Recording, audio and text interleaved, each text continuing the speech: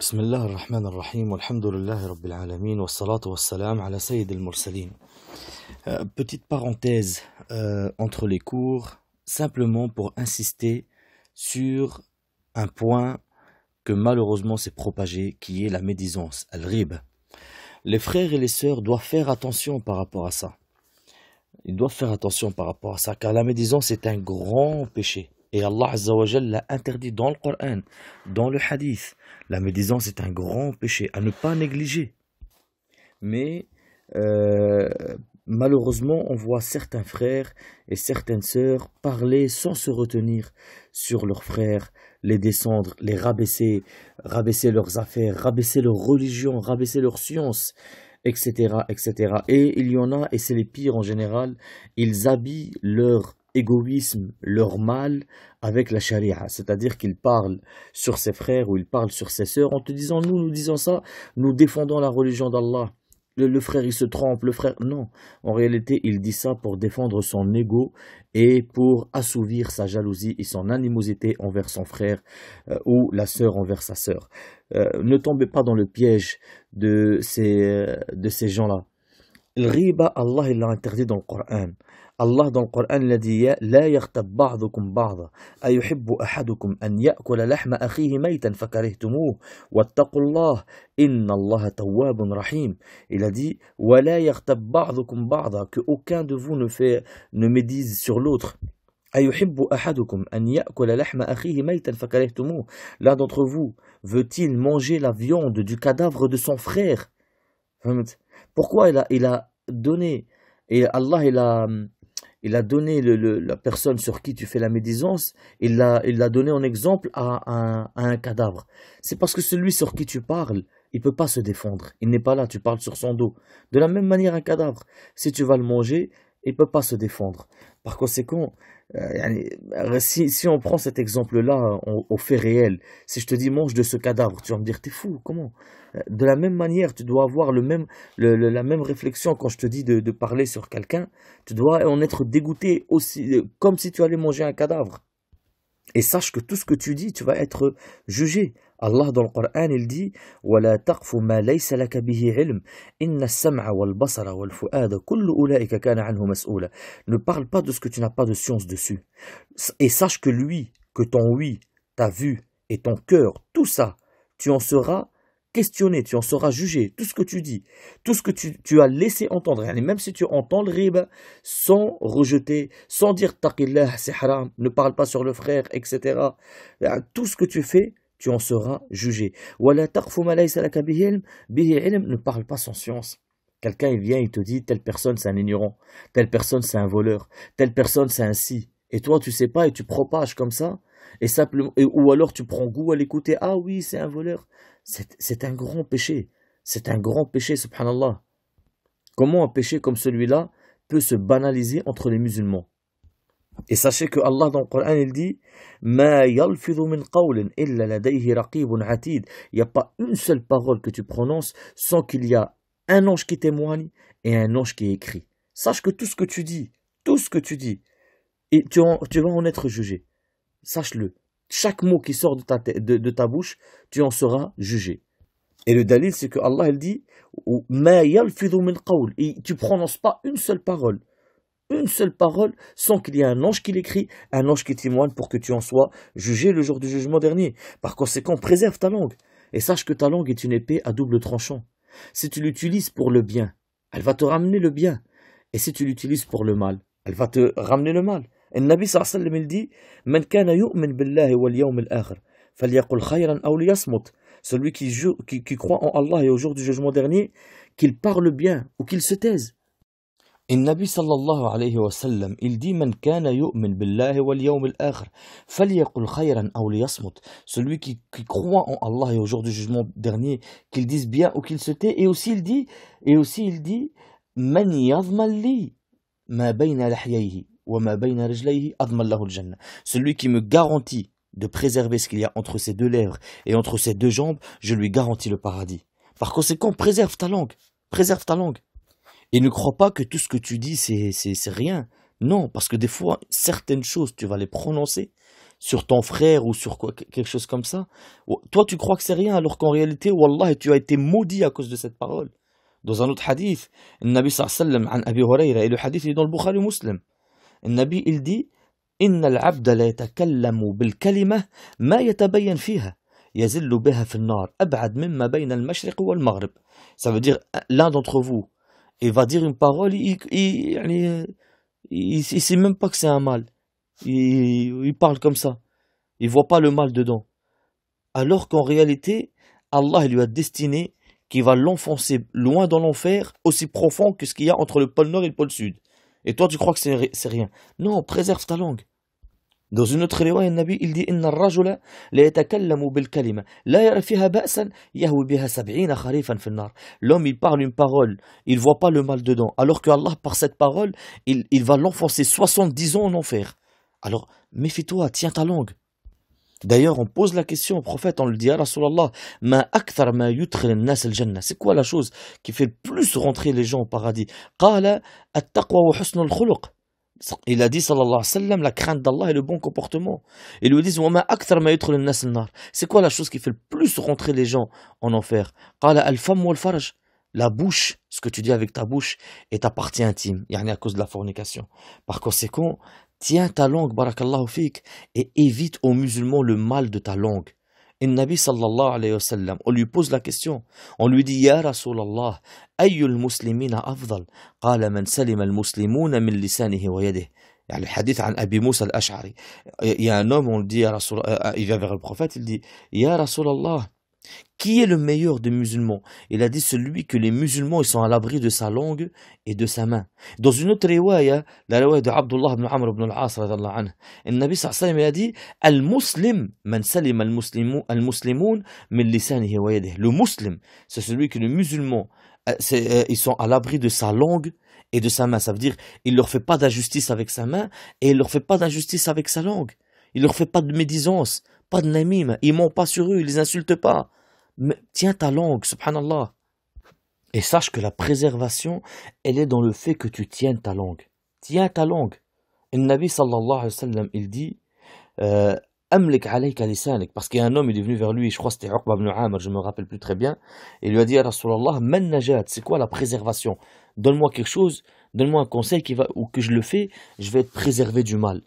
Il a dit le prophète sallallahu alayhi wa sallam Amlik alayka lisanak waliyasa'ka baytuk wabki ala khati'atik. Il lui a dit tiens ta langue, reste chez toi, il n'en sort que dans le besoin. Il a dit et pleure sur tes péchés. Préserve ta langue, Allah il va te préserver. Préserve ta langue, Allah il va te préserver. Et ça c'est pas ma parole. Anas ibn Malik radiyallahu anhu il dit qala Rasulullah sallallahu alayhi wa sallam man kaffa ghadabah kaffa Allahu anhu adhabah wa man khazana lisanah ستر الله عورته ومن اعتذر إلى الله قبل الله عذره. يعني من كف غضبه كف الله عنه عذابه. Celui qui calme sa colère, Allah Azza wa Jal, il calmera son châtiment contre lui. Et celui qui tient sa langue, Allah il va préserver son secret, il va préserver ses défauts. Et celui qui demande, qui trouve des excuses, qui s'excuse envers Allah par rapport à ses manquements, Allah il l'excusera. Par conséquent, tiens ta langue. Et une des pires choses que tu peux faire, c'est la médisance. Al-ghiba. Ou le Nabi l'a dit. Et le Nabi dit Atadruna mal ghiba. Vous savez c'est quoi le ghiba? Qala Allah wa rasuluhu a'lam. Allah et son prophète savent. Qala dhikru akhaka bima yakrah. Le fait que tu évoques ton frère en ce qu'il déteste. C'est un ignorant, c'est un ci, c'est un ça. Tu l'insultes, tu le descends, tu le rabaisses. C'est ça le ghiba. On lui dit ya Rasulallah, afara'ayta in kana fi akhi ma aqul. Et si vraiment ce que je dis c'est vraiment en lui. Mais je le dis derrière lui. قال إن كان فيه ما تقول فقد أغتبته وإن لم يكن فيه ما تقول فقد باهته. Si il y a en lui ce que tu dis, c'est ça le riba, même s'il y a en lui. Mais s'il n'y a pas en lui ce que tu dis, dans ce cas-là, ce sera un mensonge. Par conséquent, méfiez-vous de cette médisance. Rappelez-vous le premier verset qu'on a dit. Allah dans le Coran, il dit أَيُحِبُّ أَحَدُكُمْ أَنْ يَأْكُلَ لَحْمَ أَخِيهِ مَيْتًا فَكَرِهْتُمُوهُ. Il compare la médisance au fait de manger la viande de son frère. C'est au sens propre ça. Attention, c'est au sens propre. Dans un hadith sahih, عند أحمد أبي داود, عن أنس بن مالك رضي الله عنه, قال رسول الله صلى الله عليه وسلم قال لما عرج بي ربي عز وجل مررت بقوم لهم أظفار من نحاس. يخمشون وجوههم وصدورهم فقلت من هؤلاء يا جبريل قال هؤلاء الذين يأكلون لحوم الناس ويقعون في أعراضهم. يعني النبي صلى الله عليه وسلم quand il dit quand Allah m'a élevé, il a vu un peuple en train de souffrir. Il a vu un peuple يعني en enfer en train de souffrir. Et comment ils étaient en train d'être torturés? Ils avaient des ongles. Il a dit lahum athfarun min nuhas. Ils avaient des ongles en métal, en inox. Enfin, en inox. Et ils se les plantaient. Yakhmushuna wujuhahum wa sudurhum. Ils s'arrachaient le visage et le torse avec leurs propres ongles. Alors, le prophète sallallahu dit, Ya Jibril, c'est qui cela? Il a dit, Ha'ula alladhina ya'kuluna luhum an-nas. C'est ceux-là qui mangeaient la viande des gens, yani qui faisaient la médisance sur eux. Wa yaqa'una fi a'radihim. Et qui rabaissaient l'honneur des gens. Ça, c'est un des châtiments. Certains ulama, ils ont dit ça, c'est un des châtiments de la tombe. Alors, imagine le châtiment de l'enfer.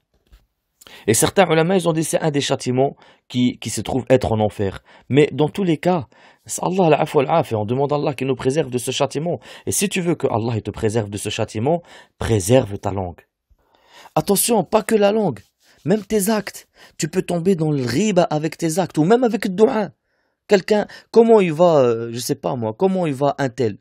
Tu lui dis, As'alullah al-afwa al-afia, qu'Allah nous préserve. C'est une riba, c'est une riba. Ou comment elle va, telle fille? Tu dis, Allah yahdah, qu'Allah il la guide. C'est de la riba, ça c'est de la médisance. Ça c'est de la médisance. Ça veut dire, tu insinues quelque chose. Tu insinues qu'il t'a vu quelque chose de lui. Ça c'est de la médisance, la yajouz.